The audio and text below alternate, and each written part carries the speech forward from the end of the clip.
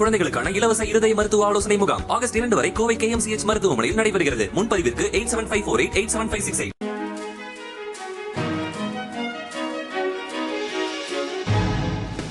தட்டை, சீடை, முறுக்கு, ரிப்பன் போகடா, அதிரசம் என்ன வேணாலும் செய்யுங்க. ஒரே ஒரு 5 லிட்டர் இதய மந்த்ரா கடல் எண்ணெய் பேக் ஒரு மாசம் முழுசுக்கும் அத்தனை சமையல முடிச்சு விடலாம். இதய மந்த்ரா.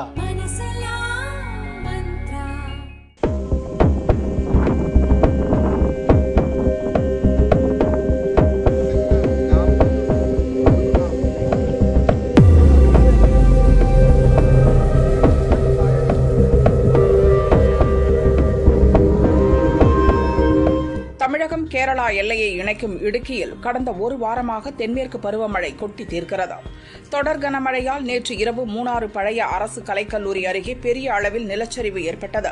அப்போது அந்த வழியாக சென்ற சரக்கு லாரி ஒன்று நிலச்சரிவில் சிக்கிக் கொண்டது. லாரிக்குள் இருந்த டிரைவரை மீட்டு மருத்துவமனைக்கு கொண்டு சென்ற நிலையில் வழியிலேயே இறந்தார்.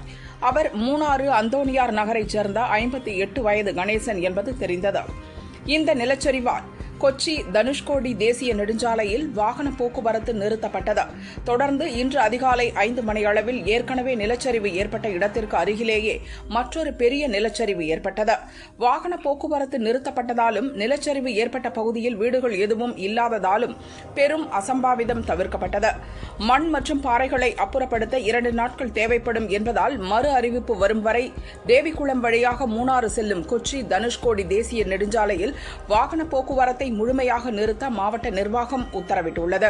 மூணாறில் அடுத்தடுத்து ஏற்பட்ட 2 நிலச்சரிவுகளின் கோரமான ட்ரோன் காட்சிகள் வெளியாகி அதிர்ச்சியை ஏற்படுத்தியுள்ளது.